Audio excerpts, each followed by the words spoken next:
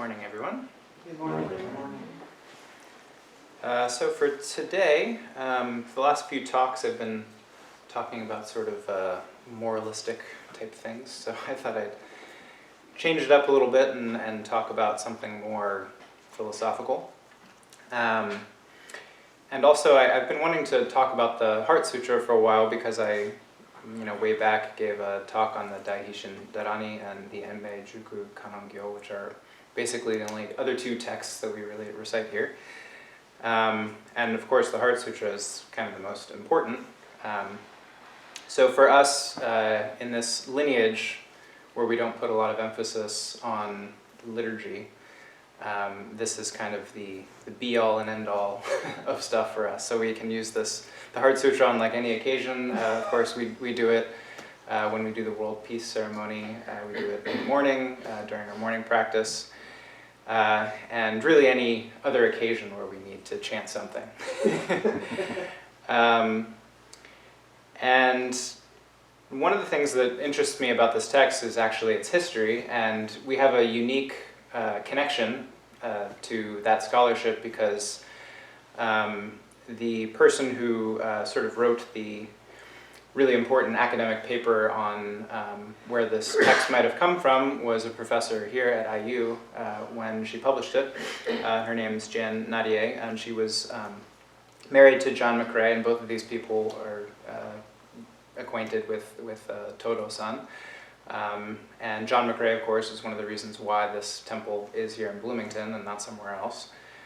And so, yeah, so Jan Nadier was a professor at IU from 1992 to 2005. And this paper that she published on the Heart Sutra came out in her first year as a professor in 1992. And this made the sort of, at the time, very bold claim that the Heart Sutra is, in fact, not an Indian text, in fact, not even a sutra, and was instead compiled essentially in China, relatively late, like so in the 7th century probably. And the basic sort of evidence that she provides for this comes from the sort of main body of the Heart Sutra itself. So if you look at your handouts, and if you're online, these will be coming shortly, I think. We'll share them in the chat. But you'll see kind of the first sentence there, I think I have marked as intro, and then there's core. So that section that's marked core, which is the bulk of the text, it's sort of the most important part, is taken essentially word for word from another sutra called the large Pragyaparamita Sutra, translated by Kumarajiva in the 5th century. And this is strange, right? Because if this was translated from Sanskrit into Chinese as an independent text, you would expect it to have, even if these two passages had the same Sanskrit original, you would expect just the, translators wouldn't do everything exactly the same, right? So this had to have been extracted from this other older text. And then the issue gets more complicated because we have the Sanskrit original for that older, large Prajnaparamita Sutra. It's in Chinese often just called the Large Sutra, so I'll call it that, the Large Sutra. In Sanskrit it's called the Prajnaparamita Sutra in 25,000 lines, so that's how large it is. And this text, we have the Sanskrit original for the Large Sutra. And then we also have a Sanskrit text for the Heart Sutra. And so that's a little bit weird, right? So if this was composed in China, why does it have a Sanskrit text? But when you look at these two Sanskrit texts side by side, they're totally different. And yet the Chinese is the same, so how did that happen? That's weird. So basically the argument that Jan Nadier makes is that the text was compiled in China and later back-translated into Sanskrit. And there is some precedence precedent for this happening. So the text is, the Heart Sutra, that is strongly associated with the translator known as Xuanzang.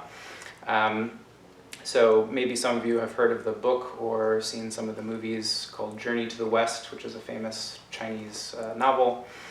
And it's sort of a fanciful retelling of Xuanzang's travels from China to India. So he made a 19-year journey, which is pretty crazy. That would be like if I went on a journey when I graduated from high school and I just got back this year. So during these travels, he collected lots of texts, brought them back, and he was a very prolific translator. He was patronized by the emperor at the time, so he had a whole team of people working with him. And Xuanzang was famous for being a stickler about using the exact same Chinese characters for every Sanskrit word. So there's a very strong correlation. He was very much sort of a literalist, and that contrasts with Kumarajiva, who was the translator of the text that the Heart Sutra is extracted from. He was pretty loose. So the way that their translation team worked is kind of interesting. So Kumarajiva was a monk from Central Asia, so from what is now probably Western China, and he would just recite these texts and then do he sort of spoke vernacular Chinese but didn't know classical Chinese. Because he was, not Chinese. So it was a second language for him. So he would kind of translate on the fly these texts into vernacular Chinese, and then he had another guy with him who would convert that into nice-sounding classical Chinese. And that was the process. So there wasn't even really any direct examination of a text. It was kind of done rather orally. I'm sure that, I think that Kumarajiva himself was looking at the text, presumably. He didn't have them all memorized, I don't think. But the translation was actually happening kind of in this performative oral way almost. So unlike Xuanzang, where it was very more kind of scientific. And we see this in Kumarajiva's texts. They tend to be a lot more popular than Xuanzang's texts because they use this kind of more loose style. He tends to kind of collapse big, long, repetitive sections into something more straightforward. He tends to sort of kind of add his own stuff to the text sometimes. So the phrase "true reality of all beings" comes from the Chinese version of the Lotus Sutra, for example. That's not actually in the Sanskrit original text. Kumarajiva just sort of threw that in there. It became very important in our lineage, but it has no kind of, came out of Kumarajiva's mind, it seems. Anyways, that's just to give you a little background on these two really important translators because they both figure into the story of this text. So where then did the text come from? If we, I don't want to go through the very specific philological arguments that Jan Nadia makes beyond what I've already said, but suffice it to say that other scholars have sort of backed her up, and it's a very strong argument. If you read her paper, it's a long paper, but it's extremely convincing, I think. Most of the sort of refutations that have been put out really just kind of poke at the sort of margins of the argument without really addressing the sort of core of it.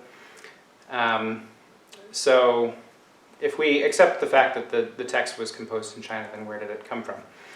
So in China, there is a tradition of something called a digest text, where you take an extract of a larger text and sort of frame it in a way, and then it's used in sort of a didactic manner to, help someone digest the essence of a text without having to read the whole thing. And there are lots of these, hundreds of these in the Chinese tradition. And in old catalogs, they're often pointed out as such, it'll say, this is not a sutra, it was a text that was made here. The first evidence that we have of the Heart Sutra at all comes from the year 656, and it is in Xuanzang's biography. So kind of the tale of his journey to the West and just about his life in general. So it's a bit of a, what we would call a hagiography, so it's not really probably a literal account of what really happened. It's a little bit fanciful. But the Heart Sutra comes up in the story before he goes to India, actually. So he is practicing in Sichuan, so the southern part of China. During his lifetime, there was some political unrest, and that led him to kind of flee to the south, and that's where he first became a monk. But at any rate, there was this sick person, apparently like a Buddhist layperson, and Xuanzang was practicing at a monastery, and he kind of took pity on this guy, brought him into the temple, gave him food and shelter. And in return, the guy said, "Hey, I'm going to teach you this, really great text. It has like kind of these special powers to help you out in times of need." It worked for me. See, you helped me. And he teaches him the Heart Sutra. So that's the first that we hear of it. It's not called a sutra in that text. It's not translated. It's simply told to him by this guy. The next evidence that we have of it is the oldest sort of like actual physical version of it, which is a stone tablet from this temple south of Beijing that dates from 661. So that's the first like sort of tangible evidence of the text that we have. So that would have been like near the end of Xuanzang's life. And later stuff tends to get more fanciful, so the story about him with the sick man becomes instead actually a spirit gave him the text, and then later like sort of a magical bodhisattva. So the stories get sort of embellished over time. And let's see. Oh yeah, so about translating into Sanskrit. So that seems weird, right? That someone would take a Chinese text and translate it into Sanskrit. In that same biography, it said that when Xuanzang was in India, he was really surprised to learn that this other important Mahayana text called The Awakening of Faith in the Mahayana didn't exist in India. And so what did he do? He translated it into Sanskrit and said, "Oh, you guys are missing this." And it turns out that that text was also produced in China. But the assumption, of course, at the time wouldn't have been, that this is inauthentic or that we produced it. It was simply like somehow it got lost, and so here I'm providing it for you. And likewise, I think that there wasn't anything kind of like nefarious going on with the Heart Sutra. I don't think that Xuanzang thought he was like pulling a fast one on people by presenting this as an authentic text. I think it was transmitted to him. He assumed it was, a real thing, and then, the rest kind of the history created itself over time. So, at any rate, that's kind of the basic story of recording in progress. The origin of this text. So, it's still kind of debated, but like I said, I think a lot of the it seems like in Japan in particular, there's a lot of resistance to accepting this argument. I think some of it, at least initially, was sort of sexist too, because Jan Nadier is a woman, and she was kind of early in her career, and you have a lot of these kind of like bigwig Japanese men who are like in their 60s and 70s, who are also priests often, and have kind of a vested interest in this being an authentic text. And in sort of Japanese culture, it's not like the U.S. where you can just kind of criticize anyone as you see fit. Like if a really important person in the field makes some pronouncement, it's kind of hard to be like, no, he's wrong. So that's kind of part of why it remains a little bit unsettled. But there's still new evidence kind of being presented. A lot of it has to do with the awkwardness of the Sanskrit translation, and the fact that it lines up so well, like as if it was translated from the Chinese. So apparently a lot of the Sanskrit is kind of unidiomatic. With that kind of stuff out of the way, start talking about the actual content of the text, which is what is important for us anyways. And that's the other thing too, is like, I don't think it really matters, that this might not have been produced in India. And in fact, the bulk of it was produced in India because it's extracted from another translation of a sutra text. I think the fact is that it's a meaningful text that provides useful instruction. Obviously, in our lineage, we find the writings of Dogen, basically as important as the word of the Buddha. And Dogen lived long after, the Heart Sutra was compiled, so, almost 600 years. So I don't think it really matters, if this was produced in China. It shouldn't be an issue for us and sort of accepting it as important. And actually, in terms of other sutra texts, we really don't have, direct evidence that these things came from the mouth of the Buddha. We know that the tradition was oral for almost half a millennium before anything was written down. So it's really hard to say if any of the texts that we have, including the Pali Canon, are really the word of the Buddha himself. I think the important part is that the content, is true to the tradition that we follow. All right, so let's see here. So I just sort of like to go through the text. We'll get as far as we can and talk about it kind of line by line. So the first sentence, so this part is not extracted. This is sort of an original composition, this first line. So Avalokiteshvara Bodhisattva, when deeply practicing Pragya Paramita, clearly saw that all 5 aggregates are empty and relieved all suffering. So I removed thus because there's no thus in the original. Doesn't really matter. And also note that word there, relieved. So that's on the line of the Chinese characters, it's the last one on the right there. That character is do, it means to cross over. So it's usually the character that's translated as save and save all beings. So when we do the 4 bodhisattva vows, beings are numberless, I vow to free them or save them. That's also the character used there. So it has in the translation here relieved, which I think is probably the best option, maybe because it's difficult to use crossed over, which is the literal meaning in this context. And the other thing too is, in a lot of the English translations, it sounds like Avalokiteshvara is suffering and does this investigation into the 5 skandhas and then relieves her suffering. But that's not what it says. What it is supposed to convey is that Avalokiteshvara saves all beings from suffering through this investigation. So it's not like a practice being done for her, it's a practice being done on behalf of all beings. And there's about a 70-page explanation of the Heart Sutra in Living by Vow that Todo-san wrote. Actually, it's from his lectures. And he talks a little bit about this. And the version that was used in the Katagiri lineage is even more explicit in suggesting that Avalokiteshvara is relieving her own suffering. So let me see if I can find that here, just so to give you an example of how not to translate it. Something like was relieved from all suffering and distress. Yeah. Mm-hmm.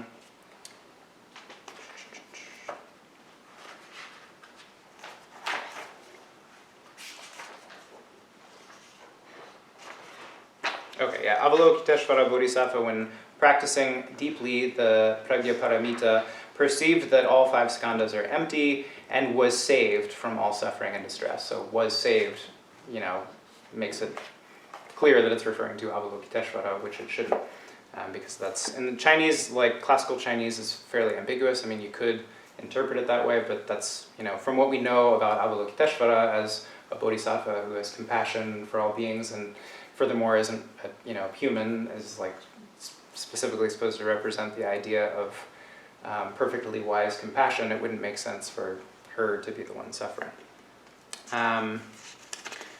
So the other thing to note here is the translation of the name of the bodhisattva, so Avalokiteshvara. So the first 3 Chinese characters that you see there, that's kanji zai, so that's how this text starts. So kanjizai bosatsu. So the bodhisattva kanjizai. That is, as you might have known, not the usual way that people say Avalokiteshvara in Chinese or Japanese. The typical version is kannon or kanzeon. So in that other text, the Enmeijuku Kanongyo, which some of you may know from liturgy here, that one refers to Avalokiteshvara as kanzeon. So what's with these two translation options? And these are two different, basically, interpretations of what the Sanskrit means in Avalokiteshvara. So it turns out that the original form of the name was actually not Avalokiteshvara. It was Avalokitesvara. And the difference here is, so in this version, Avalokiteshvara, so Avalokita means like have heard from above, something like that.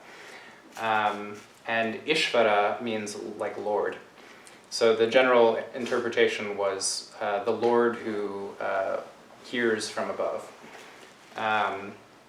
And Ishvara is also sort of interpreted as someone, I guess, who is free to do as they want. So that's basically what this Chinese translation, kanjizai, is basically seeing freely, is what it means in Chinese. So the first character means to see, and the next two as a compound mean like freely. But Kumarajiva's translation, the older one, which translates Avalokitesvara, that compound sounds like more like Avalokita, so the same like having heard from above, but then svara means, rather than freely, means sounds. So the one who hears the sounds from above, or hears the cries from above is often how it's translated. So like the sounds that people make in distress is the way it's interpreted. So that's kind of the preferred translation, but this one, kanjizai, is very specific to Xuanzang. Xuanzang liked this translation. In Todo-san's commentary, he says that kanjizai, this hearing freely, jibes well with the content of this text as being about sort of freely seeing the world as it is, essentially. Whereas kanzeon, hearing the cries of people, has more to do with compassion, so it fits better in texts that are about compassion, which this isn't really.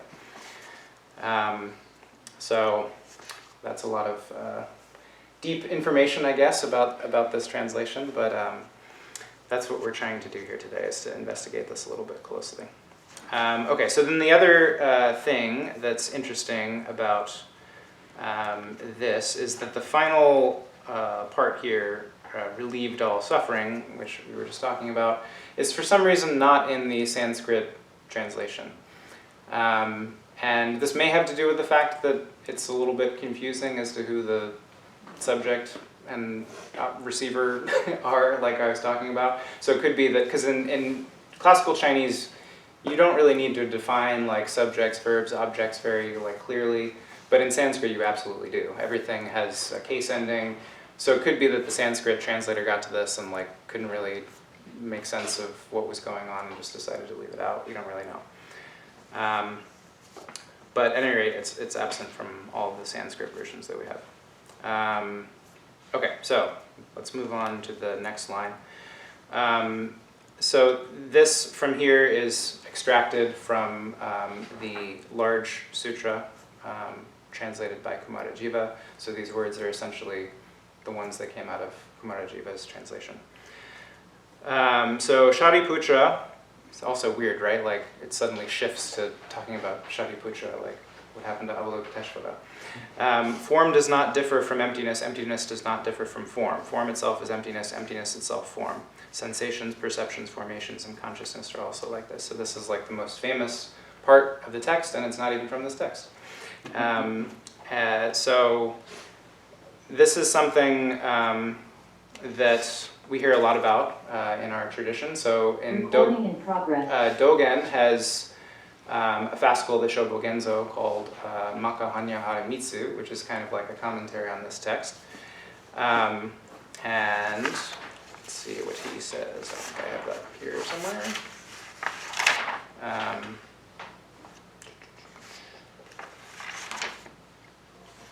Here we go. So he writes, to unfold and manifest this essential truth, that is the clear seeing of wisdom, the Heart Sutra states that form itself is emptiness, emptiness itself is form. But then he goes on to say, form is form, emptiness itself emptiness. 100 blades of grass, 10,000 things. So Todo-san mentions this a lot, so probably most of you have heard this.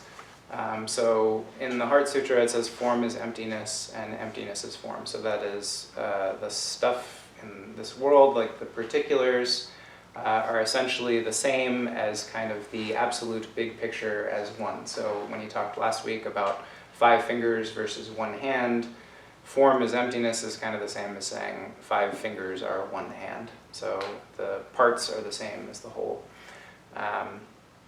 But what Dogen says is that form is form and emptiness itself emptiness. So the idea here is that you don't need to make this dichotomy even, because of the truth of the statement, because of the fact that form is emptiness, emptiness is already there when you say form.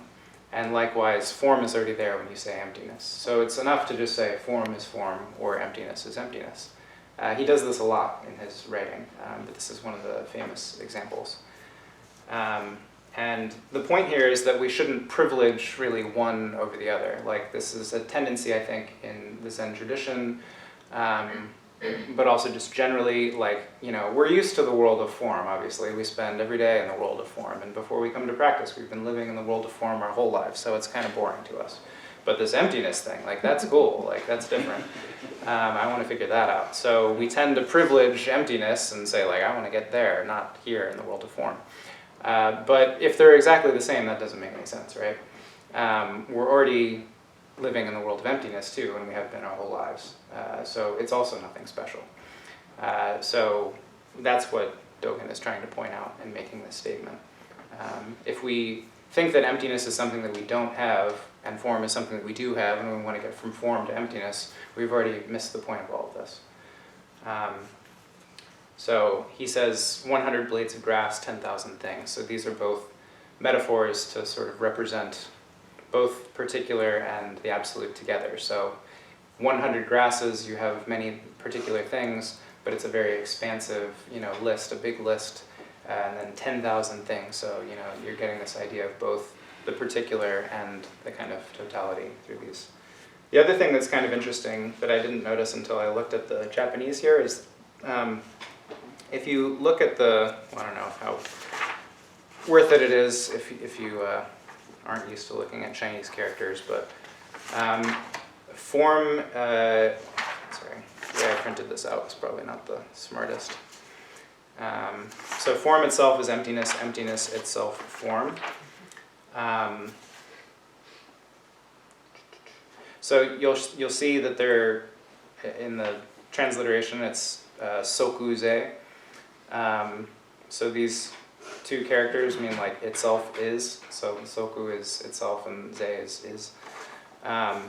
In Dogen's version, he says, he doesn't say form itself is form and emptiness itself is emptiness. He uses one character from each part. So he says form is form, emptiness itself emptiness. So he takes one character from each side and kind of distributes them in the other way. So it's like, I think, a little subtle thing there too, where he's always like taking one part and mixing it with the other part to show that these things are really the same and intertwined, you know.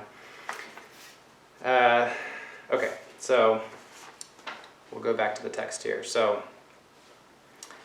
sensations, perceptions, formations, and consciousness are also like this. So what are those? You probably already know, but these are the 5 skandhas, or form, sensation, perception, formation, consciousness. So form is like physical stuff out in the world, and then the remaining 4 are kind of mental processes. So sensation is, so when we are interacting with form, The first thing that happens, according to Buddhist psychology, is that we have a positive, negative, or neutral reaction to the thing before anything else. That's the first thing that they say happens. That's sensation, so the skandha of sensation. The next skandha is perception, and that's when we put a label on the thing. So, you know, I'm looking at the floor right now, so I have a neutral reaction, and then I'm like, floor. So that's the second step there. The next step is called formation. It's sometimes like volition. There are various translations. But the idea is that this is kind of where the karmic part comes in. So we have some like conditioning based on the way we've interacted with said object or related objects in the past. And so this is the part where we're driven to sort of do something or other based on our uptake of this information. So I have a neutral reaction, I say floor, and I don't have any particular negative karma associated with floors that I'm aware of, nor positive, so my volition is to not do anything about this information. But it could be otherwise, right? Like if it's something very triggering to you, this would be the point where you're like, oh, like I want to get out of here, or oh, I really like this thing. And then finally, consciousness is sort of like stitching these little instances together over time is one way to think about it. So a series of rapidly changing, interconnected, discrete acts of cognizance. So each one of these things is like an individual act of cognizance. So consciousness is how these things get strung together, because each one of these things is happening like, you know, incredibly rapidly. So that's what the 5 skandhas are. And the point that's kind of being made here is that in the early philosophical system of Buddhism, they didn't have this idea of emptiness that we have in Mahayana Buddhism. So impermanence was a thing, but it was thought that there were like sort of fundamental elements of reality that were unchanging and permanent, but that the way that these were arranged was always changing. So that's where impermanence came from. But at root, there were these kind of atom-like things that built up our experience. And they weren't just physical, they were also mental. And the skandhas were part of that. So these were considered the different like kind of permanent pieces of experience that in different combinations we can take in to have different sense experience. So that's the way the sort of early system worked. And they said that these things had what in Sanskrit is called svabhava, which means like self-nature, so inherent existence. What the perfection of wisdom genre, so like the Heart Sutra and the text that it came from, try to do is negate the concept of svabhava, or self-nature. So the idea is that everything, including these like most basic elements of experience, are also empty. They're not permanent. They're conditioned themselves and are always subject to change. So that's sort of the philosophical background for negating these things. So sensations, perceptions, formations, and consciousness are also no different from emptiness. Okay, so next line. Shariputra, all dharmas are marked by emptiness. They neither arise nor cease, are neither defiled nor pure, neither increase nor decrease. So, as I just said, this goes on to expand it from the 5 skandhas specifically to all dharmas. I forgot to mention too that the little elements of experience from the Abhidharma system were referred to as dharmas. So in this case, dharma is not like the teaching or like reality itself in the sense that we use it. It means like individual phenomena, or in the older Abhidharmic system, like individual elements that make up our experience. So all of these are marked by emptiness. That is, they're impermanent, they're always changing, they don't have anything that inherently exists in and of themselves, so everything is dependent on everything else in the universe. They neither arise nor cease, are neither defiled nor pure, neither increase nor decrease. So these are all dichotomies, right? Like we have different dichotomies that we use to describe things in the world of form. But what this is saying is that in the world of emptiness, in this absolute reality, there are no dichotomies. These things all fall flat and fail.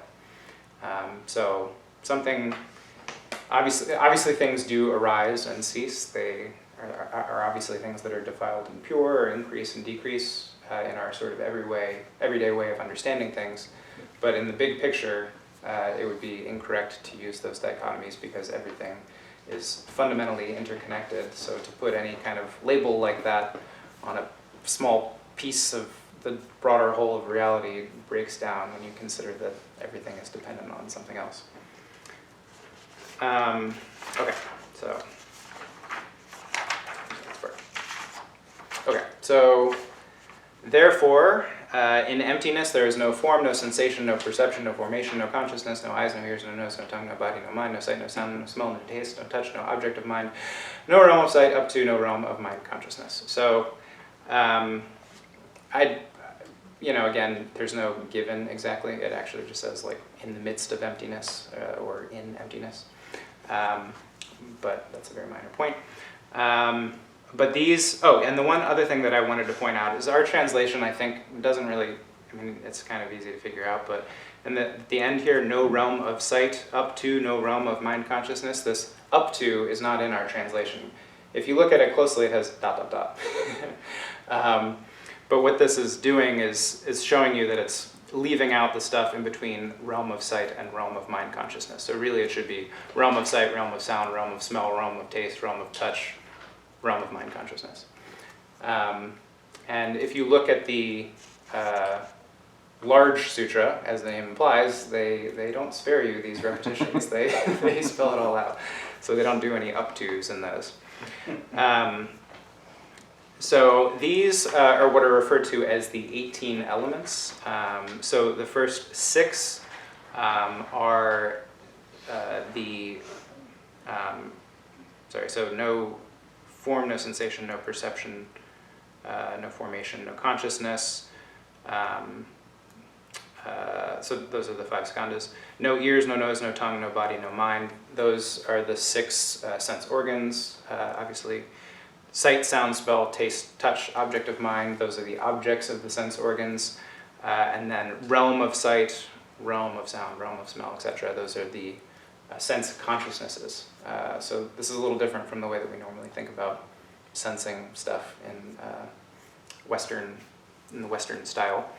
But basically the idea is you have a sense organ, you have the sense object, there's contact between those two things, and then in your mind there arises consciousness based on that contact. So I'm here, the floor is there, my eyes contact the floor, I see the floor in my mind. Those collectively, not including, I shouldn't have included the 5 skandhas here, but from eyes onward, those are the 18 elements. And this is another fundamental list in Buddhism. So basically what this text is doing, and the text that it comes from is doing, is negating all of the lists that they had for stuff that were describing reality. So in early Buddhism, it would have been said, you have eyes, ears, etc. They would have not been negated. They would have been a way of understanding reality. But what this genre of literature does is negate them. Dogen has some more to sort of say about this. So he says, so this is from the very beginning of Makahanya Haramitsu, I think. The 12 sense fields are 12 instances of Pragya Paramita. So the 12 sense fields are 12 instances of Pragya Paramita. So he, in a way, kind of goes back to the early interpretation in a sense. So he doesn't negate them. He says that they're in fact, the 12 sense fields are the first 2 pairs of, so there's the 18 elements, but if you don't include the consciousnesses, just the organs and the objects, that's the 12 sense fields. So there are 12 instances of Pragya Paramita, so they're not negated. In fact, they are gateways to great wisdom. understanding reality, but only because they are empty. So again, here he's doing the same thing, that both things have to be true, because pragya paramita implies that you have this view of reality where everything is empty. So when you do it like that, these 12 sense fields are sort of the way that we can see awakened reality. And then he says, also there are 18 instances of pragya, and then he lists the 18 elements. I'm not going to do it again. Also, there are four instances of prajna: suffering, its cause, its cessation, and the path to cessation. So these are the Four Noble Truths, which are negated in a minute here in the text, in the Heart Sutra. Also, there are 6 instances of prajna: generosity, pure precepts, calm patience, diligence, quiet meditation, and wisdom. These are the 6 perfections, the paramitas. There is also a single instance of prajna manifesting itself right now: unsurpassable, complete, perfect awakening, which I like. Sometimes, people will say, well, Dogen didn't really think that reality was awakened inherently, or that we aren't living in the midst of awakening. But this sentence right here, I think, is pretty explicit. There's also a single instance of prajna manifesting itself right now: unsurpassable, complete, perfect awakening. So right here in this very moment, perfect awakening is there.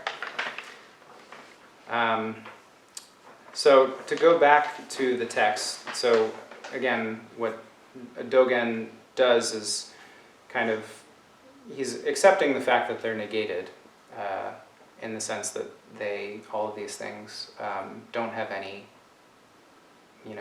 inherent essence. They are all interdependent on everything else in reality. But because of that, they are gateways to our understanding of reality. Okay, so coming back to the text, there is neither ignorance nor extinction of ignorance. And then again here, up to neither old age and death nor extinction of old age and death. So again, our translation doesn't have the up to in it, but I think it probably should, because these are the 12 links of dependent origination. So we only have 2 of them here, so 10 are left out. So this is, in Buddhism's basic sort of explanation of how we are stuck in samsara. So it starts with ignorance and ends up with old age and death. So in the early system, if we are free from ignorance, then we are no longer reborn into samsara. So we don't die, essentially, or we die a final time and then we're done. So next, no suffering, no cause, no cessation, no path. It's the Four Noble Truths: the truth of suffering, the truth of the cause of suffering, which is attachment, the truth of the cessation of suffering, that there is a way to remove suffering, and that it is through the path, the Eightfold Noble Path. So here, the most basic Buddhist teachings are now negated. So we've negated the 12 links and the Four Noble Truths. Recording in progress. So, in Todo-san's thing here, he talks about reading this text when he was 19, and he was like, these people must not be Buddhists, they're writing the Heart Sutra, because they're negating all of the most important stuff. Which on its face is true, but what it's saying is we can't attach to these things as things that we're turning into concrete ideas in our brains, If we do that, we've already missed the point. So finally, we have no knowledge and no attainment. So this one's a little interesting. So according to one academic paper that I looked at, so as I said, this part, and this is the last sentence here, that's an extract from the Large Sutra translated by Kumarajiva. So Xuanzang also translated the Large Sutra. And in his translation, this is, instead of no knowledge and no attainment, it's no attainment and no realization, in the same passage from the Large Sutra. And in one of the sort of commentaries I looked at, it said that this is a reference to what's called the 8 Noble People. So this is like a stream enterer, so someone who is entering the stream, and then someone who receives the fruit of entering the stream, up to someone who is about to become an arhat, and someone who has received the fruit of becoming an arhat, so basically like a Buddha. So again, this is another negation of a very fundamental aspect of basic Buddhism, that there are like sort of stages to our practice. So again, we can't attach to these things as like really existent, because even an arhat is conditioned. At this point, the extract from the large sutra ends, and as best we can tell, we are back to original content here. So then, with nothing to attain, a bodhisattva relies on pragya paramita, and thus the mind is without hindrance. Without hindrance, there is no fear. So this first line here, with nothing to attain, another commentary that I looked at said that this actually can refer to the practice of non-apprehension, that is, not grasping at things, essentially. So Hojo-san also likes to talk about, we were talking about the sense fields, so we have the sense organs and the sense objects, and there's contact between them, and this gives rise to, our consciousness of those things, but also craving, right? That's where craving starts, is we see something that we want, I don't know, imagine there's chocolate there, I see the chocolate, and I want the chocolate, my mouth starts watering, That's the way that contact creates suffering or attachment. It's because I want the chocolate, I can't have it, it's over there. But in the sense perception of a Buddha, there's somehow no contact. So there's still seeing, but there is no attachment arising from that seeing. And this is what is meant by non-apprehension. So you're like seeing the thing, you're perceiving the thing, but you're not having like a karmic engagement with it. So if you follow this translation, it's sort of nice because it kind of bookends all the stuff that was just said. So kind of like by doing this practice of non-apprehension, which we just laid out, that is not attaching to all of these different Buddhist philosophical contexts, then there we're relying on the perfection of wisdom, and the mind is without hindrance. And without hindrance there is no fear. So I'll speed along here a little bit so I can finish up. So then, far beyond all inverted views, this inverted views is kind of cool. It's actually 4 characters, and so it's tendo muso. So the tendo means like, is where the inverted comes from, and it literally means like tumbling over and over, like falling down basically. So inverted would be one interpretation, but the Chinese meaning is more kind of like literally falling over and over and like rolling down a hill, kind of comedic effect there. And then the muso is, so the mu means dream, and so is sort of like impressions. So so tumbling dream thoughts might be kind of like a literal interpretation of it. So this is what we're freeing ourselves from through this kind of practice. So in this context, we realize nirvana. All Buddhas of past, present, and future rely on pragya paramita and thereby attain unsurpassed, complete, perfect enlightenment. So this is anuttara samyak sambodhi. So that's actually what it says in the Chinese. It's anuttara samyaku sambodhi. So it's a transliteration rather than a translation. Okay, so next, this passage I think is really interesting. So therefore, know the pragya paramita is the great miraculous knowledge or science, the great bright knowledge or science, the supreme knowledge or science, the incomparable knowledge or science. So normally we translate this as a mantra. And the character in question here is Shu, which it exists before Buddhism in Chinese, and it means something like a spell, like a magical incantation. So in that sense, it was adopted to mean first dharani and then later mantra. But those 2 Buddhist concepts only came to China around the 600s. So Kumarajiva's translation is from the 400s, before those concepts existed in China. And we, like I said, have the Sanskrit original, and it does not say dharani or mantra. It says vidya. So the word for ignorance in Buddhism is avidya, so the negation of vidya. So vidya means knowledge, literally. And it's actually etymologically related to the Latin word video, like to see. It seems that what was meant in the extract, actually it doesn't seem, it definitely was meant in the extract that this came from, that this term meant something like knowledge. So with this knowledge of the pragya paramita, that's miraculous and great and bright and supreme and incomparable. And that's what we've obtained from reading this text. But over time, as mantras and dharanis came into China, by Xuanzang's time, that's kind of when that started happening, people reading this text probably would have interpreted it as mantra or dharani.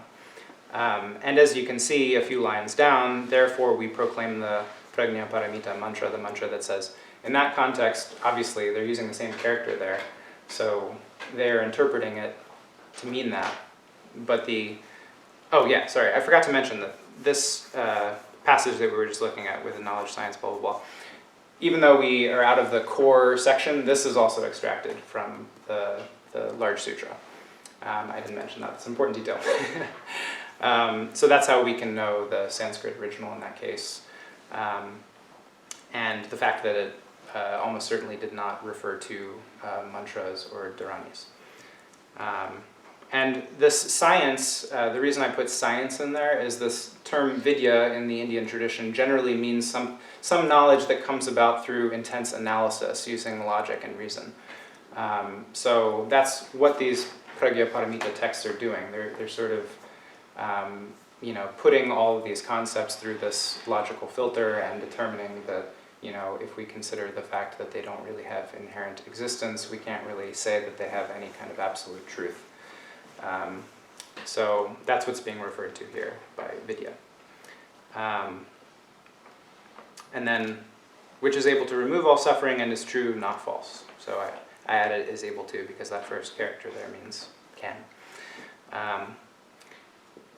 So this line is another piece of evidence for why the Sanskrit translation is awkward, because in Sanskrit there's always just like in English, when you say true, you automatically think false as its opposite, right? And the same is true of Sanskrit. There's a true-false pair. But whoever translated this presumably didn't use it right, so they did true and wrong, in the sense of morally wrong. So it's very awkward according to the Sanskritists. So anyways, it's correct in Chinese though. Finally, therefore, we proclaim the pragya paramita mantra, the mantra that says gate gate para gate parasam gate bodhisvaha. So here again, as I mentioned, this is original. This is an original sentence, and it uses the same character for mantra as the character above, which means vidya. So this is one of the problems of translation, right? Is that we use synonyms for different words. And then, because this came from two different, Sanskrit words, presumably, so one is vidya, one is mantra, but then they are translated the same way into Chinese, and then anyone reading it in the future is going to assume that they're the same word, when in fact, underlying them, that's not the case. And so this is another thing that we have to be careful about in English, because this is something that we can do as well if we're not really careful to translate technical terms in sort of a relatively one-to-one fashion. People are likely to get confused about the meaning down the road. So again, and this is separated by centuries, right? The Kumarajiva's translation, when Xuanzang lived, there's a 200-year gap in between them when their interpretation of this word could change.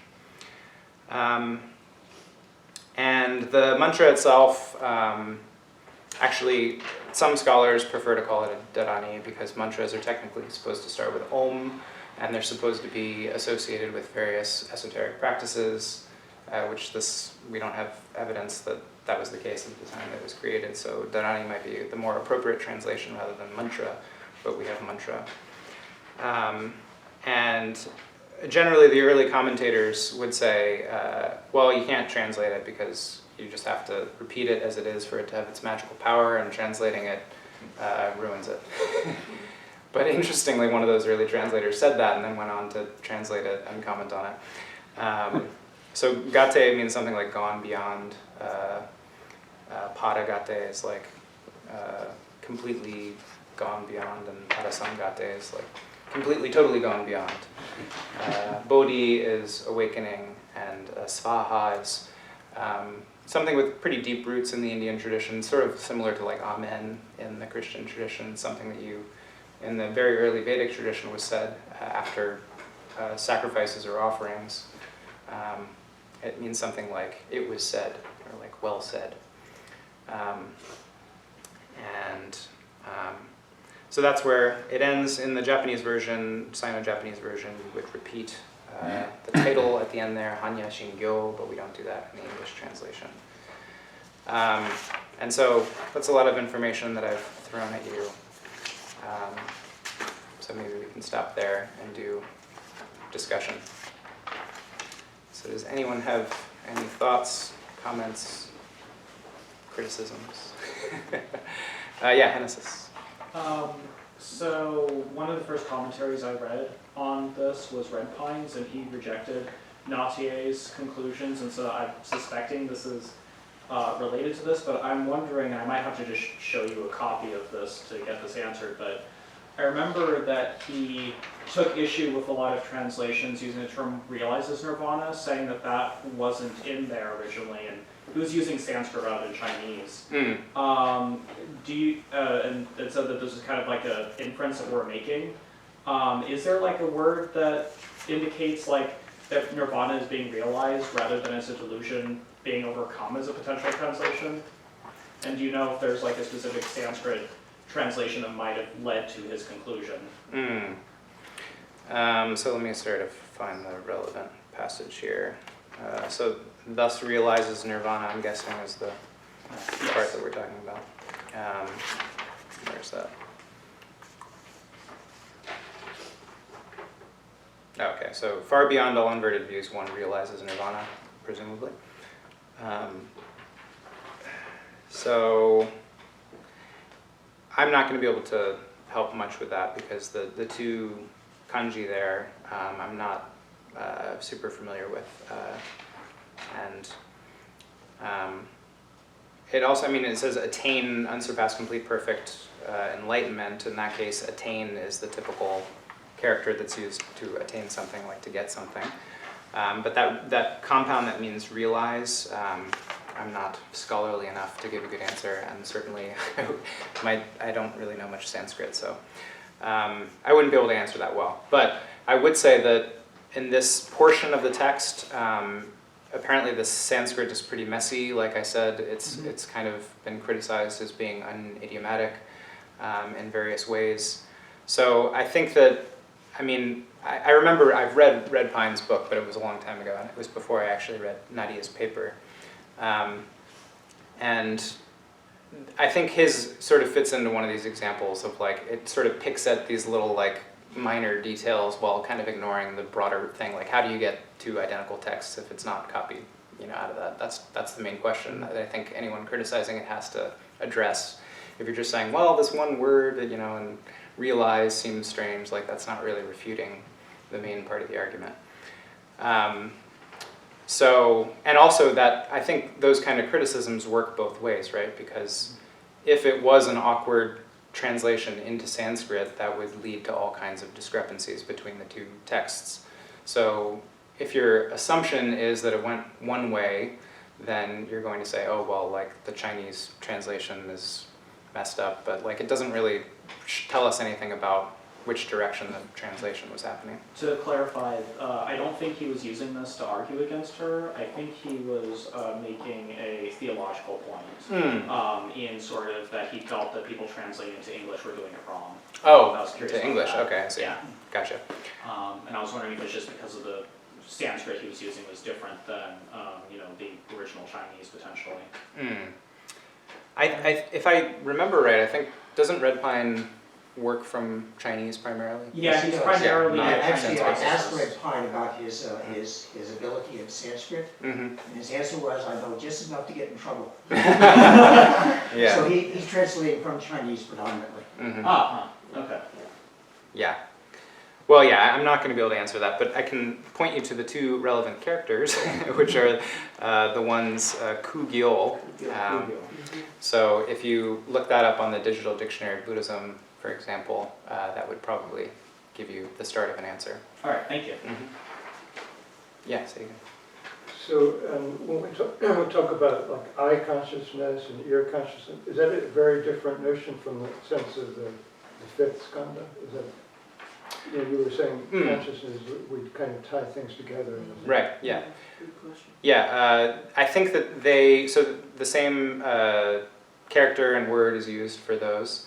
So I think that consciousness in the sense of the 5 skandhas is inclusive of all of those 6 consciousnesses that we can have. So it doesn't enumerate each one in the case of the list of skandhas, but that consciousness includes the 6 sense consciousnesses that you would get from the list of 18 elements. So I think this is really interesting how this work has shifted from knowledge science to mantra dharani. Yeah. And I can see how that has probably been reflected in just how human beings use this text. Because there comes a point in Buddhist history and in sort of Asian cultural history where the Heart Sutra itself sort of becomes a dharani, Right. the entire text. Yeah. So you have these sort of Setsuwa Bungaku stories, about protecting somebody by writing a Heart Sutra all over his body. So I'm thinking of, I can't think of it, there's a famous story, and somebody here probably remembers it, the blind lute player, Oh, yeah. and the ghosts are coming for him. That was one of my Halloween stories. There you go. But I mean, there's movies made of it, and it's a very famous story, right? So no wonder you were referring to that where, the ghosts are coming for him, and the way people protect him is to write the Heart Sutra all over his body because it's invisible. So, I mean, this text itself becomes a magical spell. Yeah. So it's really interesting, how you're saying this originally comes from vidya and avidya, something which is quite intellectual. But with the way this text is used in a very popular sort of way is this is a protection spell. So I think that's a really interesting shift, and when you say, oh yeah, I can see how that's even reflected in popular culture, because this is such a well-known text, right? I have this picture of the guy with the Heart Sutra written all over him. But you can find it on little things that you wear and all this stuff, right? So I'm just, it's interesting how we practice with this text. Yeah, and I think that, in some sense that was there from the beginning, because if you take the story of Xuanzang finding this story from the sick person, it was sort of transmitted to him as like a good luck charm. That's true. And it said in the biography too that he would chant it in times of danger during his trip. I think the difference is it wasn't like understood as like in the strict sense as a dharani or a mantra, because those have certain kind of formal connotations.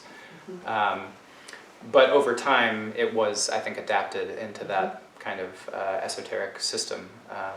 And it didn't take very long, I think, for that to happen. I think you have evidence of the text being kind of interpreted that way not so long after it was first attested to. Sure, and then, it comes to the West and we take it all the way back and we go, we have no interest in spells. We want to know things. Yeah. So it's like, it's really interesting to me how I just look at the pattern of texts and practices and how we understand doctrine, and the way something starts out tends to be knowledge science, and then it moves through Asian culture and becomes something else. Yeah. It's used in a different way, and then it comes to the West, and we want to strip all that back, and we want to go back to vidya. And so it's just this really kind of, so this is reinforcing this pattern that I'm seeing in my own study where this has happened. Yeah. So, anyway, let me not take up more time. I just thought that was a really interesting shift that you described. Yeah. Well, the word vidya, I'm not sure you can really translate it as analytic knowledge. I know it's sometimes done so, but it has the same roots as Veda.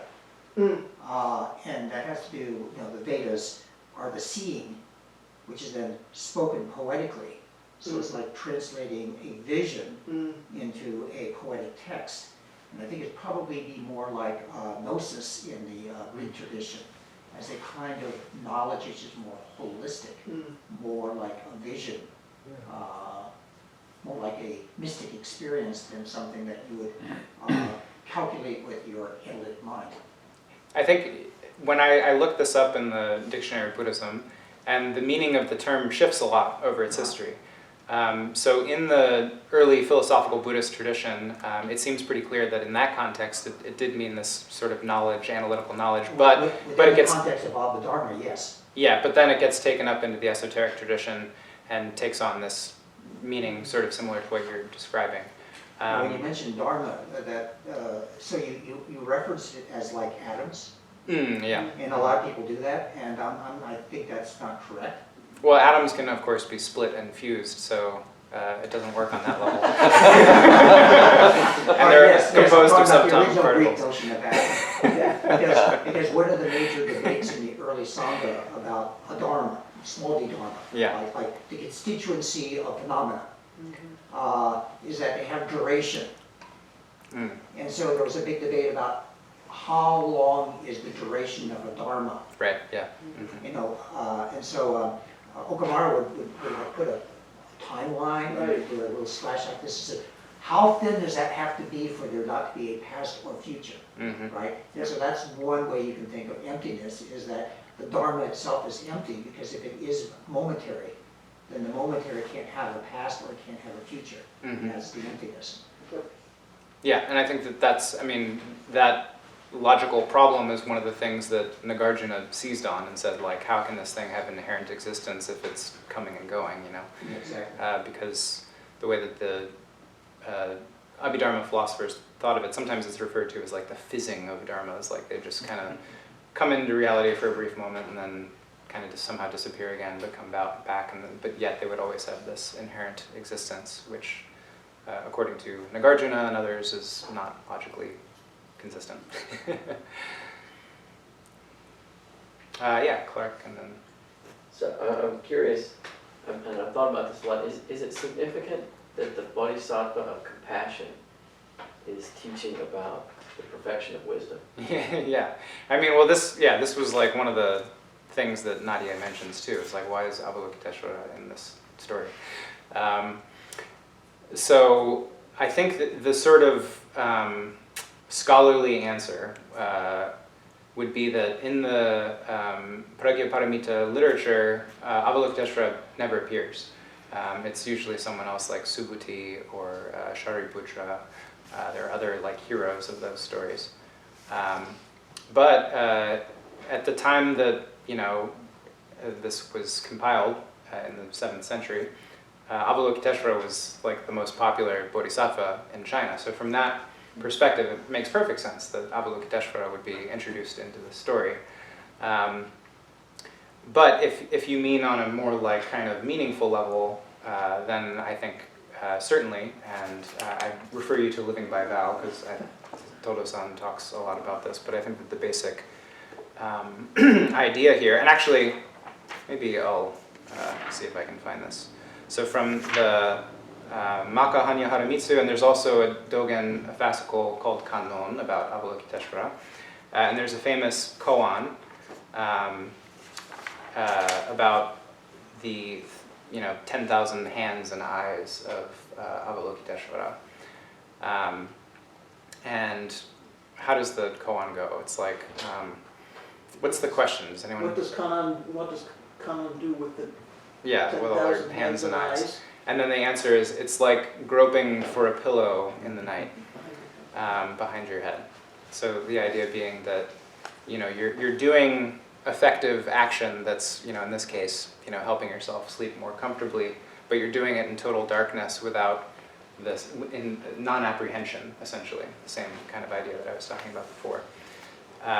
And according to Todo-san, living by vow, but also, Dogen, I think, in these two fascicles, is that's what true compassion is sort of a fusion of seeing the world in this prajna paramita way, seeing it as empty, while acting compassionately, so without discrimination between those that you like or those that you dislike, without a sense of reward, what am I going to get out of this, all of that stuff stripped away, seeing the world as emptiness and acting compassionately within it.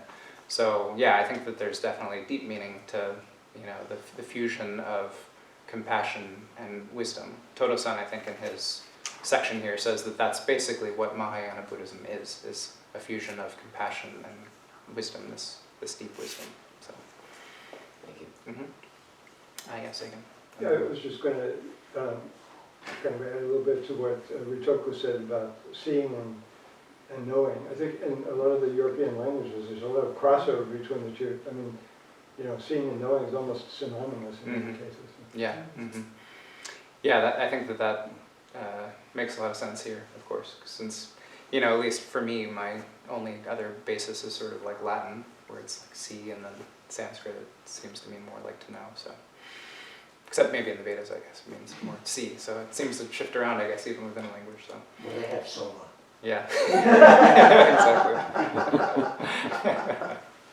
But it just dawned on me, I've chanted this before in Tibetan. Yes, yeah.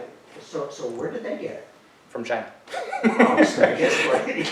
I mean, and we know that because there were, actually the Heart Sutra was most popular in Tibet during the times when China had the most hegemony over Tibet, as sort of piece of evidence one. Two, all the Tibetan versions date much later than the Chinese ones, so from like the 8th and 9th century onward. Interestingly, they prefer the long, so there's another version of the Heart Sutra which turns it into an actual sutra by adding, thus have I heard, at one time the Buddha was at Vulture Peak or something, and before an assembly of X people, and it's kind of interesting, he goes into, and Todo-san talks about this, he like goes into meditation, and then all the rest of it just kind of happens, like sort of within his zazen basically, which is kind of cool. But it seems that they did not like the idea that it was being called a sutra without it having the actual sutra qualities. So they seem to have added that in somehow. Also, all of the non-Chinese commentaries, some of them are by Indian authors, but are only known through the Tibetan tradition, so we don't really know if they actually came from India or not. But those are some of the sort of bits of evidence that are used to suggest that, and we have plenty of evidence of texts being translated from Chinese into Tibetan. In Dunhuang, for example, there are a lot of Zen texts even that were translated into Tibetan, so it's not unusual. We had a big debate about it. Yeah, right, exactly. So, Will. Yeah, this was a really fascinating, deeper dive into this, especially for someone who came from a tradition that doesn't prize the Heart Sutra, so Theravadan. Yeah, there's mentions of it, but really it's referenced as like, oh, that's the Mahayana stuff. Like, yeah. You need to go over there to. Which is true. That's fair enough. Yeah. And in a way, this felt like if the intro to Zen, evening was 101, this would be 102. Yeah. Mm-hmm. Especially since it incorporates and yet negates all the primary teachings. Right. So it's very encompassing in that way, which is really cool. Yeah. I have always been struck by the word mantra when mantraing this. Yeah. Just like, well, we're not. It doesn't feel like the right word to me. Yeah. It feels like a spell, or just something you repeat over and over. Which I know that's what mantras in Sanskrit are, but I think knowledge and science makes a lot more sense. Yeah, and I think especially in the context of that actual passage, like I always thought that was kind of weird that it says, know the prajna paramita as the great miraculous mantra. Like the prajna paramita is not the mantra, it's the gate gate thing at the end, right? So like why is that the mantra? So if you say instead the prajna paramita is the great miraculous knowledge, then okay, like that makes sense. Also, I should point out too that this, another very fine point, but this miraculous, it seems that this whole compound, so jinshu in this case, or shinshu, which is the thing translated as miraculous mantra, could have been used as a compound to translate vidya.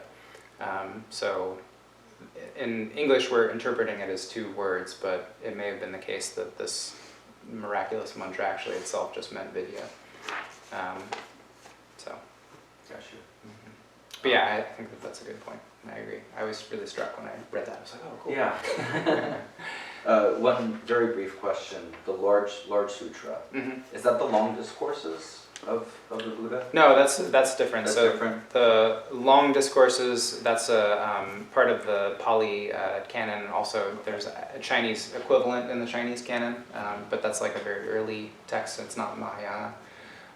So the large sutra is something that it gets used for a lot of different texts. It's not a very good term because usually the full title of a lot of these texts are very large, so they abbreviate them in various ways.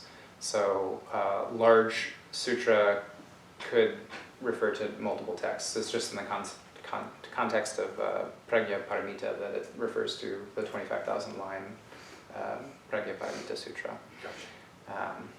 So yeah, but a similar title. Any other questions? I guess online is working for the moment. I know it's, sorry everyone online, I know it's been cutting in and out. Lots of impermanency today. Yes, Zoom has been fizzing. Yeah, sorry. Well, we're at 11:30, so I don't want to make you go too much further. That's fine. I do have one other question about form and emptiness. It comes up in this sutra, form is emptiness, emptiness is form, and then kind of like tacked onto that it says sensation, perception, formation are also like this. But we always, it feels like to me we always just say form and emptiness. We never say like sensation and emptiness, or we're in the world of form, we're in the world of emptiness, but we never say we're in the world of sensation or the world of emptiness. And I wonder if, like, to me, I can see how in my mind it almost built up into this idea of it almost like solidified this idea of form and emptiness as the two things. And that form means the relative side of things, and emptiness means the absolute side of things. But that to include all the other 5 skandhas in there, in the relative world, sort of it is sort of interesting to me, and I wonder if you see any like drawback to this, just thinking of form and emptiness. Yeah, I think that's why the reading the unabridged 25,000 line version can help, because it would actually take you through the full thing with every possible word, rather than just. So you're going to do that next time, right? Yeah, right. But I think that that's a really good point that you make, because in a sense it's like form of the 5 is in a way sort of the least delusory, because it's actually like how we interpret the form or how we interact with the form. But also, of course, our body includes form, so that's part of it as well. But I think that you're totally right, that we need to also think about it as the mental processes with which we engage with the world are, also, or really, the things that cause problems for us. It's not the really matter itself so much as our engagement with it.